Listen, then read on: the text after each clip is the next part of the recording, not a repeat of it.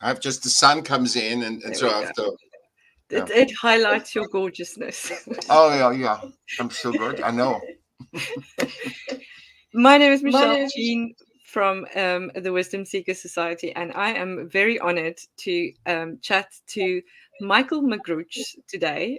We are dancing to the music of human-centricity. Centricity, yeah. That's it.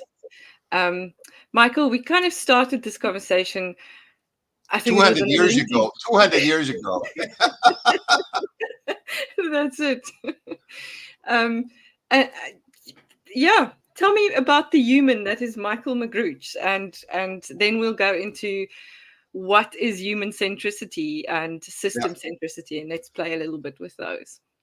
So I was born in Vienna, Austria. I was sick child, and I went to school with 7, hit the wall because I found out I'm totally neurodiverse, and I couldn't read or speak. I was stuttering, and I was, as a matter of fact, I just did a test where I'm just 2 points above being autistic.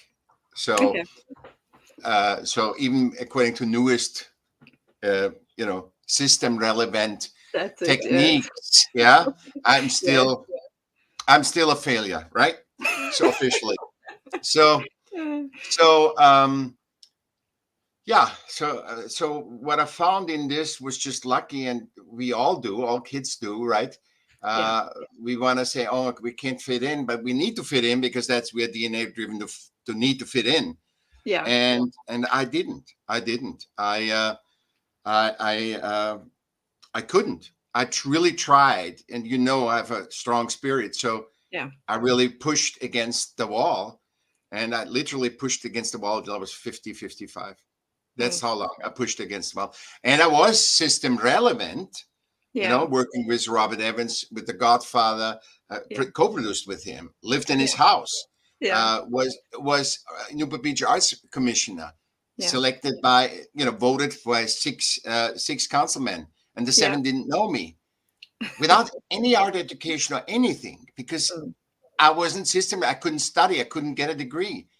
I have 8 years of school, and 2 I had to repeat. And you know how that feels when you're 12 years old and you're with 10-year-olds in school.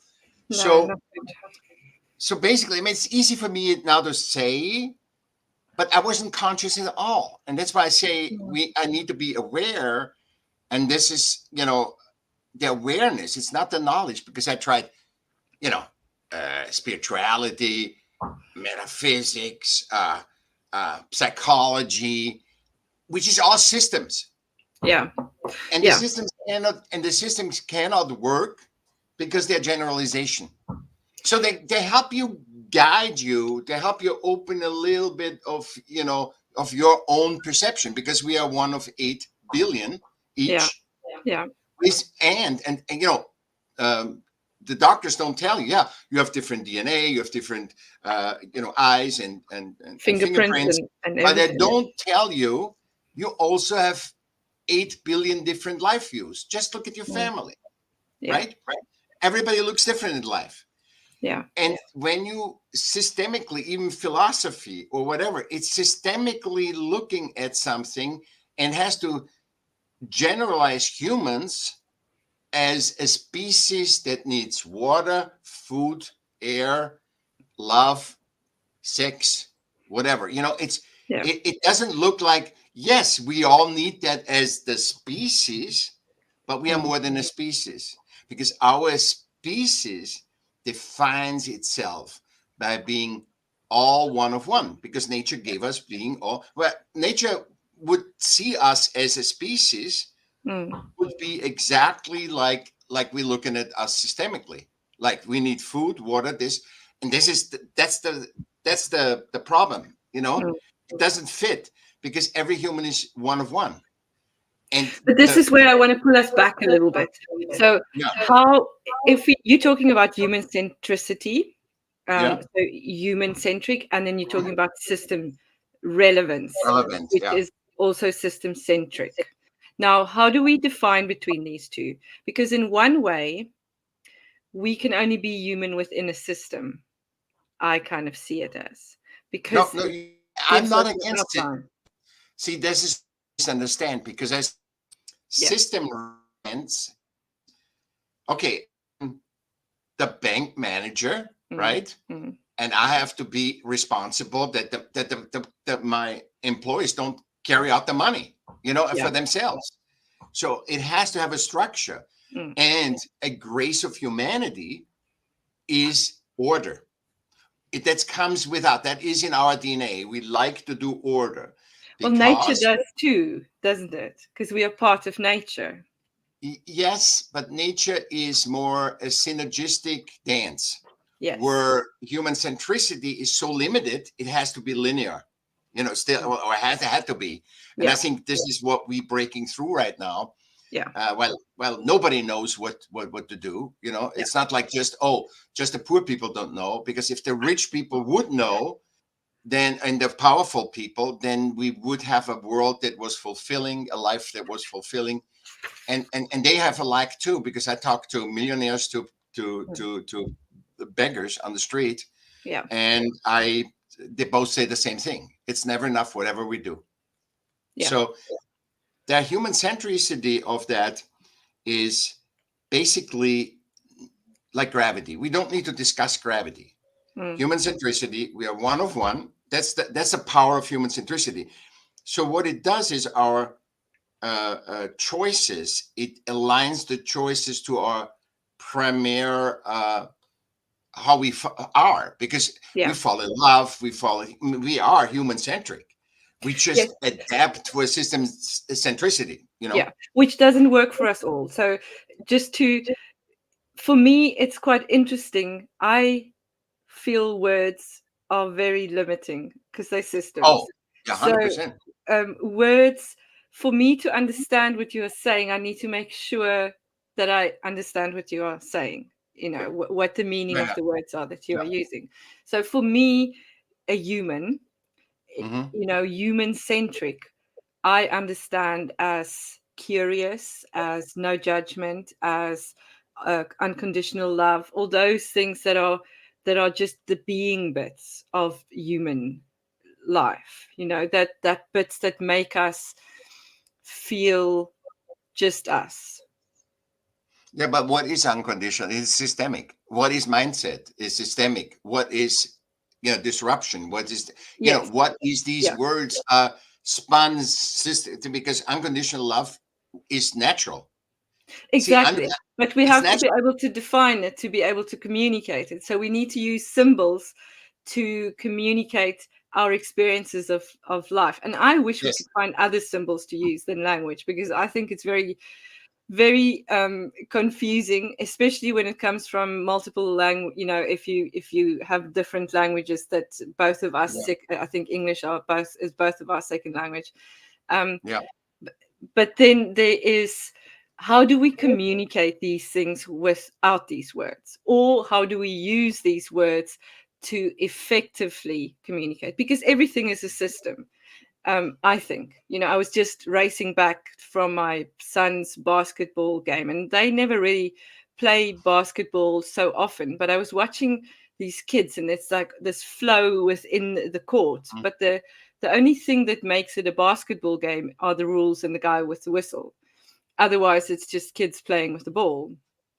So is that maybe a little bit about how this works, from your perspective, this human, because neurodiversity is also a system. It's also a systemic thing. So if there was no neurodiversity, or if there were no labels, if autism, is something that someone decided on that word for these things and therefore created a box. So that's also system-centric. Relevant. Relevant means that everybody understands. Centric means everybody's one. So human-centric opposed to system-relevant. Relevant, yeah. Because you are only relevant. You could be the human-centric's most genius. And if the system doesn't need you at work, let's say you could paint. Artist is the best thing. There's phenomenal artists any way or form, because we all are. That's our language, actually the real language that is non-linear, right? Yeah. And we Yeah. have that all. We have these superpowers that we have conditioned ourselves over years out of Mm-hmm. and into system relevance, in the generalizations. Mm-hmm. And we never really embraced that we are one of one. We never embraced human centricity. Yes. And this is what we do now, the neurodivergent people, because we are all, the rot, and they're all generalized, because that dyslexia can go from a very just creative like I am to very system relevant, which we experience all the time. There's people in the movement, they are super linear. They just find their own themselves, or try to find through linearity, and it's always going to be distorted, because linearity is a generalization. All women are like this, all men are like this, all white men are like this, all black men are like this, all whatever. It is always a generalization, and it has to be distorted, because everybody is one of one. Yeah. And nature gave us the life as one of one to synergistically experience the human potential. So when you and I, for example, what you and I experience since we know each other, is magic. I mean, magic isn't magic. It's not something, there's some evil person. Magic means it's not understood yet, because a cell phone would have been magic 200 years ago,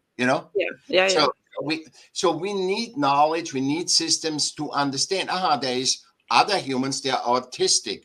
There's other humans that are neurodiverse. They're geniuses. There's, so we need that to get aware. But knowledge is always limited and outdated. That's why the world right now needs awareness, because everyone is unaware. Pretty much everybody is unaware. I mean, dancing with you, I get my awareness, you get your awareness, and all of a sudden, oh my God, we can't look at this like that, Yeah. And also it has to be, and human centricity forces us to actually cater to all humans, versus system relevance is always limited. All the neurodiverse people, all the women, all the men, all the races, all the other countries. I mean, look at the war right now. Both wars, system-defined humans, generalized, Ukrainian, Russian, Palestinians, Jews. They're generalized, they're systemic. They're not the things that, we are better than this. There's a tribe that got generalized. And now the tribes are fighting each other in generalizations. That's not even, they're all unique. So how can you say, have you ever met that all women are loose? Have you met ever that all men are mean? Have you ever met?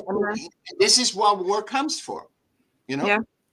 But this is also where that fitting in and all of that other stuff comes in, because if I'm not like all other women, then there's something wrong with me, or if I'm not like all other whatever brunettes, because they're supposed to behave, or redhead, or whatever generalization. Smart, not the blondes that are dumb, right? I mean, exactly. Where does this come from? Yeah, because it's, for me, it's fear. Because if we can find a way for us to belong somewhere, doesn't matter how stupid and ridiculous it is, like skin color, or we might as well go according to eye color for all I care.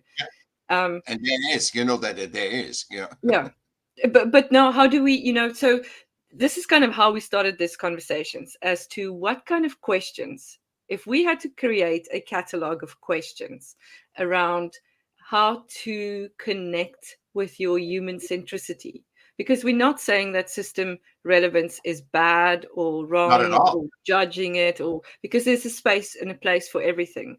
But you specifically want to kind of show us that awareness is that glue that binds it together. And I would love to find a way to highlight for us to connect to our own inner wisdom, because I think we all have all the answers and the wisdom and all the stuff already within us. but we get stuck on the systems and the I'm not good enough because I'm not like whatever, or I don't have whatever. So what would be a question that we can come up with around what makes us human-centered, or how to connect with our human-centricity? So one, because you mentioned fear, is if the beggar and the billionaire think 80% of money, is that what life is supposed to be? There's another question for you. Yeah. Because that totally directs you into money equals survival. And money isn't survival. Money, we systemically made money survival, but it's the collaboration while we are unique. So if somebody if somebody can work in a mine, right? Yeah. And another person cannot work in a mine, Yeah. but the other person can give the person clothes to be well in the mine, and or the other person can create a light that when you work in a mine, that's better. Yeah. When we collaborate, I'm going to very simple things, because when you go relevant, it gets so complicated, you can't even think normal. That's why people are now having wars, because they know how to get out of it. Yeah. System, like, we get so much system complicated, that we are so complicated in systems now that we need expert for everything. You need an expert for computer, you need an expert for this, because we are not changing, not growing like nature grows. Nature grows all the time. It's not like nature is dumb and just stays the same, and that's why it's sustainable. It grows and is sustainable by synergistic collaboration.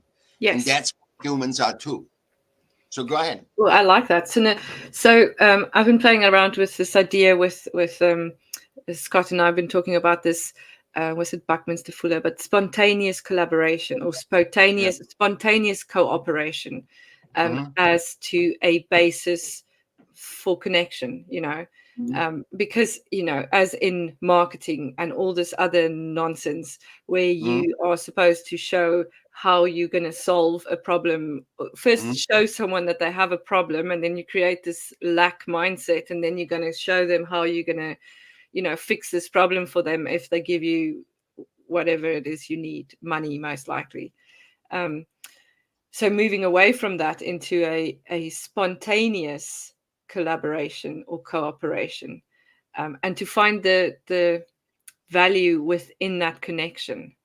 So for me to see life through your lenses makes my experience of life different. And also it makes your perception, because everybody, 8 billion perceptions. See, that's our superpower. That's why the first superpower is creativity, because we are collective creator species. Yeah. The second thing is discourse, human-centric, that we have right now. What are we doing? Our whole discourse is, what are we doing, humans, right now? Why are we in this? And not going, oh, I have 3 steps, I have 5 steps. Oh, I read this book, make that course. Oh, I'm selling you a course to do this. No, it's dancing with each other. In the dance, you see how much power, you also can define the power that the other person has. And the power that and then you experience the human potential of, God, if he and I together, wow, what comes in, which we always talk about, right? Yeah. When we and I together, it's like, whoa, hello, No, it fits synergistically. See, you see, right now, it might not fit in 10 years, but right now, synergistically, we fit. So we are very much human-centric and aligned with nature, with our natural, and we represent human potential. So, and but we can only do that if we are curious and open to each other's perspectives. Because if I want to convince you of the way I think, then I'm not going to listen to the way that you think. But I don't have a thinking. The human-centric is the highest thinking that you can. See, that's why human-centric is thing. I don't ever refer to anybody other than in a metaphor, but never saying, Einstein said this. I say Einstein, how I use Einstein is they thought Einstein was retarded. Literally, they said that at that time. I'm not using that word to offend anybody, being system relevant right now, which I have a real hard time to do. But he was retarded. I was retarded. I was just tested and was 2 points above retardation. So you see the awareness? But that is not right, because that is just a classification and someone else came up with. A generalization that somebody else makes money on, testing you for that, and then give you a stamp for your life that you were retarded. If I would have had that test 20 years ago, I would have killed myself. You know, I'm just saying. Yeah. So because my whole life I didn't fit in systems, and that a master system. That's why expertise is so limited, because it's generalization. All women are, all artistic people are, all artists are dumb, all artists are poor. It's just this generalization and the stress that we have, because it's never enough, that we have to believe these generalizations, you know. And that's the sad thing. Yeah, it is a sad thing, and it is the system, though, you know. So it's easy. Yeah, it comes back to that fear element of, how do we just be authentically us? Like, how do I just be this version of Michelle? You know, you need to know that you are one of one. I think this is the awareness that the world is needing right now. Everybody's one of one. That's why I say human-centric, because when you go higher than human-centric, you go in vibrational. And then when you go higher in vibrational, you go spiritual. Now, I'm not spiritual yet. I'm not, because I'm very pragmatic, and I tested a lot of things with spirituality because I wanted to fit in. And I'm very pragmatic now. I look at it and say, okay, if that Buddhism or Christianity or whatever has any things to widen my perspective, but it always widens your perspective only if it resonates with you. So if I tell you now that something that sounds really good, and I just saw that, I think I showed you that at Instagram, where Warren Buffett and Bill Gates said, you know, their wisdom, right? Their system relevant wisdom, where they say time without money is nothing, and money without time is also nothing. Yeah. And you saw what I wrote. I said, it doesn't matter with money, without money, or with both. You are lost. 99% are lost, because if you don't know that you are one of one, you have these goods, these physical goods, like and this time, you know, you have time, or you have money, or you have both. But it when you don't know who you are, then it doesn't help you. It doesn't help you. And most people try to be generalized. I'm a man, I have to be this, you know, let me pump up. I have to be this. No, it's just, I have to be this. You have to be that. And I identify myself as an artist, you know. Instead, not everybody is an artist. You a business. When you're an artist, a successful artist, you are, even though you enlighten a lot of people, you are a business, because your art product is a result of a conversation with your non-physical.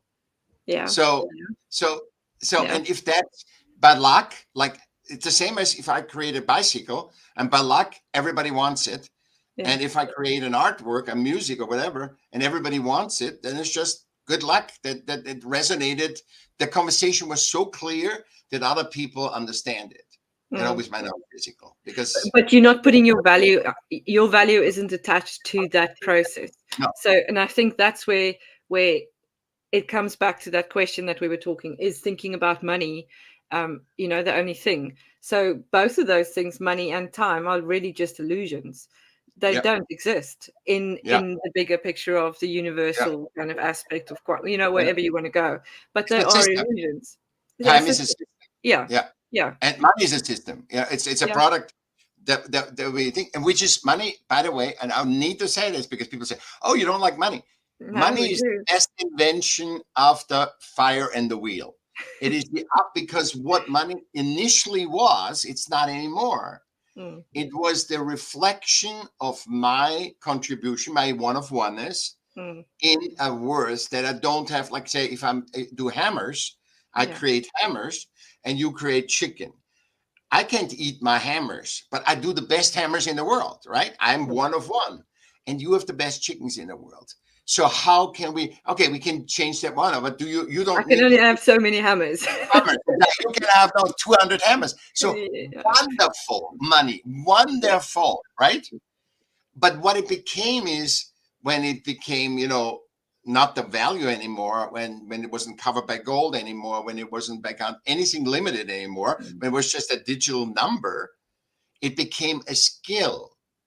And not everybody we know from neurodiversity is able to do the skill of money. And artists either, because the highest form of artists and prisoners are neurodiverse, Yeah. and they cannot submit to linearity because they're incapable of submitting to linearity or system relevant. Yeah. But they can dance, and you know that.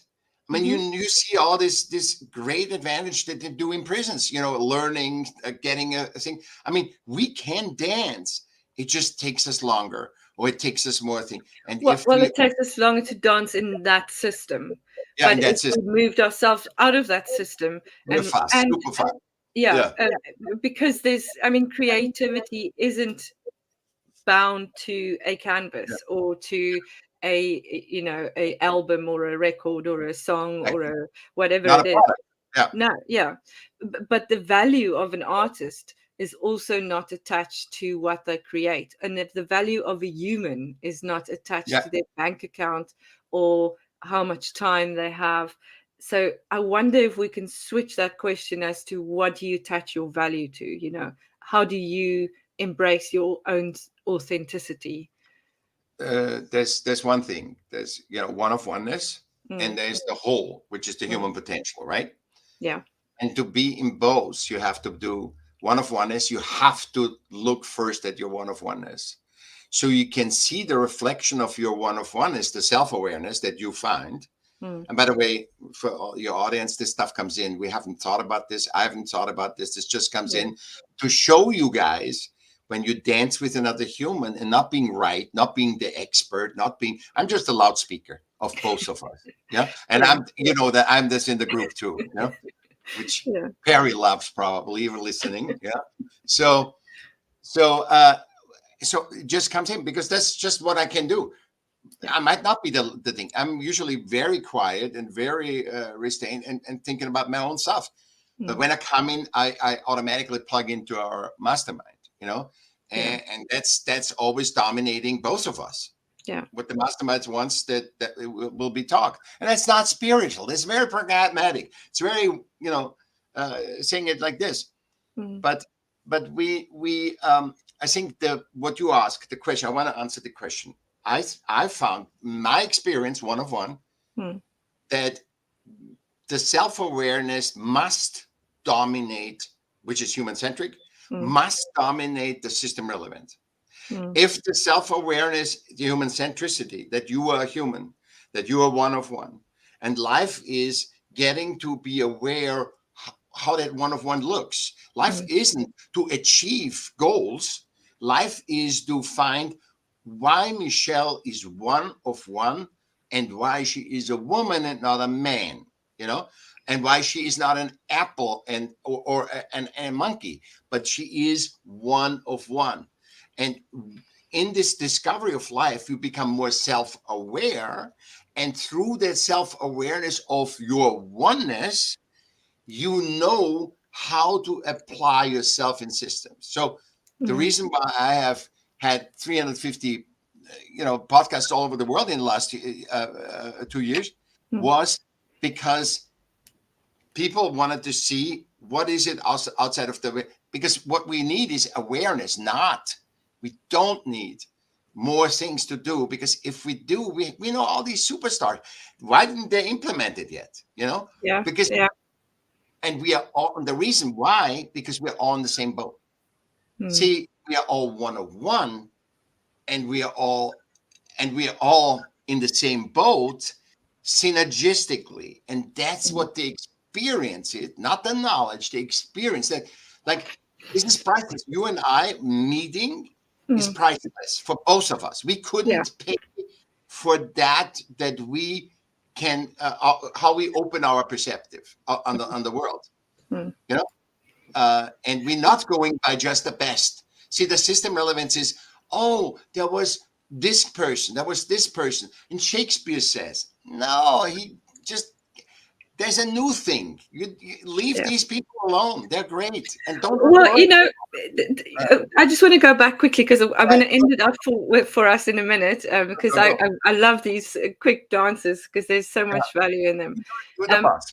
But in there, for me personally, what I've experienced is for me to move away from what I see, the systems, the woman, the white, the brunette, the blue eyes, to really focus on, as Perry would say, those beauty between the thoughts, that being nobody, but just being, you know, it is such a opening experience for me to practice, where there is, I'm of no importance really.